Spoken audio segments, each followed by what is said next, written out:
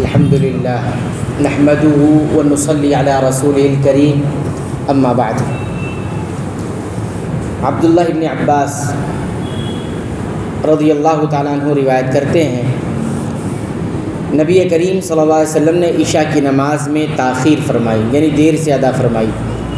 اتنے میں عمر رضی اللہ تعالیٰ عنہ آئے اور عرض کیا، اے اللہ کے رسول صلی اللہ علیہ وسلم، نماز کا وقت ہو چکا ہے، عورتیں اور بچے سو چکے ہیں۔ آپ صلی اللہ علیہ وسلم گھر سے نکلے، آپ کے سر سے غسل کے پانی کے قطرے ٹپک رہے تھے اور فرمایا، اگر مجھے اپنی امت پر مشقت کا، دشواری کا خدشہ نہ ہوتا، یا یہ فرمایا کہ لوگوں پر مشقت کا خدشہ نہ ہوتا تو میں ان کو یہ نماز اسی وقت یعنی تاخیر سے ادا کرنے کا حکم دے دیتا۔ یہ حدیث صحیح بخاری صحیح مسلم دونوں میں موجود ہے، یعنی متفق علیہ روایت ہے۔ اس حدیث سے ہمیں کئی ایک بات معلوم ہوتی ہے، میں آپ کے سامنے 8 باتوں کا ذکر کروں گا۔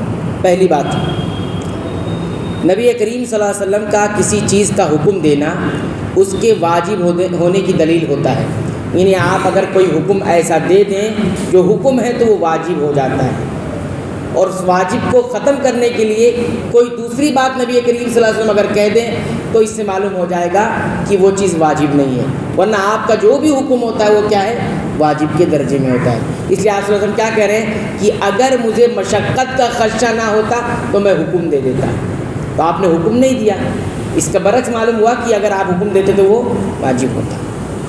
دوسری بات، عشاء کی نماز کو مؤخر کرنا، تاخیر سے ادا کرنا افضل ہے، اس حدیث سے معلوم ہوا۔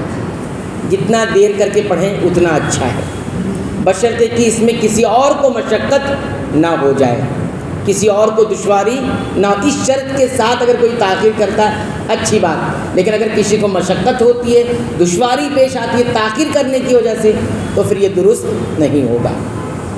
تو افضلیت کو حاصل کرنے کے لیے شرط ہے مشقت نہیں ہونا چاہیے۔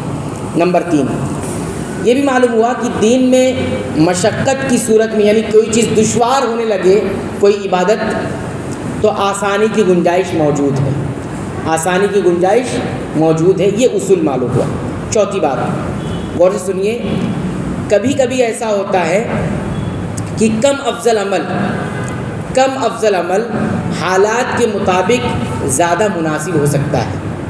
یہاں پر دیکھیے نبی کریم صلی اللہ علیہ وسلم نے کہا تاخیر سے پڑھنا افضل ہے، لیکن آپ اس کو پہلے کیوں کر رہے ہیں، افضل عمل کو چھوڑ کیوں رہے ہیں؟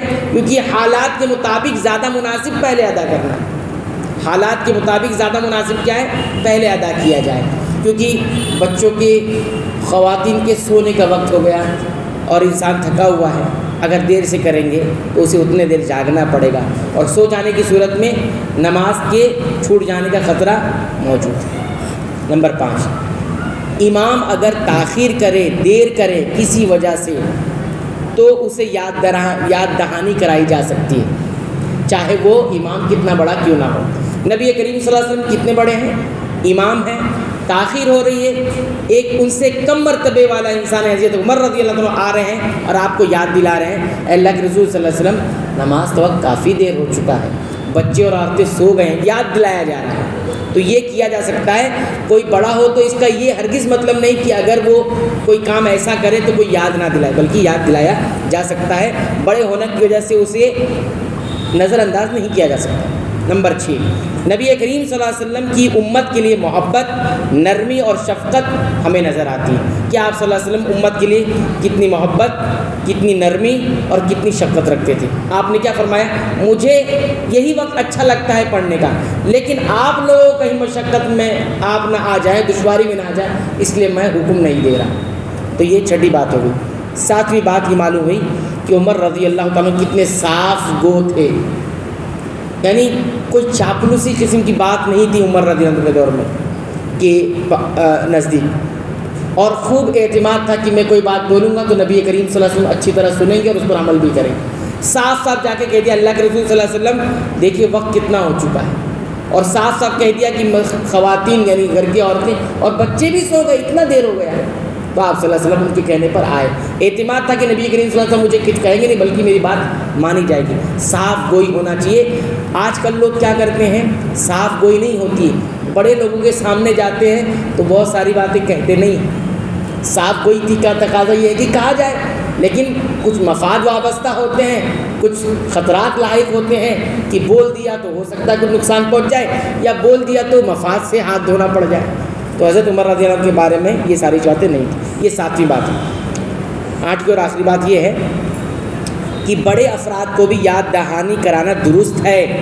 کوئی بڑا ہو مرتبے میں, عمر میں, لیکن ادب میں دائرے میں رہ کر حکمت کے ساتھ بڑے لوگوں کو بھی یاد دہانی کرانا درست ہے. کوئی کہنے یہ غلط ہے, تم چھوٹے ہو بڑے کو کیوں جا کے بول رہے ہو. البتہ یہ کوشش کی جانی چاہیے کہ بڑے کو بڑے کے حساب سے بیچ کر وہ یاد دلایا جائے. لیکن اگر کوئی چھوٹا مرتبہ والا انسان کسی بڑے انسان کو یاد دلاتا ہے تو یہ درست بات ہے. کیوں؟ کیونکہ بڑے سے بھی بھول جانے کا امکان موجود ہے, اور اسی طرح اگر کوئی اور فائدہ ہے یاد دلانے میں تو وہ بھی امکان موجود ہے. دیکھیے آپ صلی اللہ علیہ وسلم کے پاس جا کر یاد دلائے کہ ہو سکتا ہے نبی کریم صلی اللہ علیہ وسلم کہیں غافل تو نہیں ہو گئے, ہاں کہیں کسی غفلت میں تو نہیں آ گئے, تو یاد دلایا. دوسری بات یہ بھی ہو سکتی ہے کہ عمر رضی اللہ تعالیٰ عنہ کے سامنے یہ فائدہ پیش نظر تھا کہ جلدی ادا کریں گے اول وقت میں تو بہت سارے لوگوں کا فائدہ ہو جائے گا. تو یہ دونوں امکان موجود تھا, اس لیے عمر رضی اللہ تعالیٰ عنہ نے چھوٹے مرتبہ ہو کر بھی آپ صلی اللہ علیہ وسلم کو کیا کیا, یاد دلایا کہ نماز کا وقت ہو چکا ہے اور یہ سچویشن ہے. تو یہ کل ملا کے 8 باتیں ہمیں معلوم ہوئی. بہرحال مقصود کہنے کا یہ ہے کہ نماز کے اوقات کے تعلق سے عشاء کا بہتر افضل ترین وقت کیا ہے, جتنا دیر میں ادا کیا جائے, اس شرط کے ساتھ کہ امت کو اس سے دشواری نہیں ہونی چاہیے, کیونکہ اجتماعی نظام ہے, یہ اجتماعی تقاضوں کا خیال رکھنا بہت ضروری ہے. ہر انسان کی اپنی ضرورت الگ الگ ہے, حالات الگ الگ. اللہ تعالیٰ سے دعا ہے رب العالمین تو ہمیں سنتوں کے مطابق عبادتوں کو انجام دینے کی توفیق عطا فرما. آمین.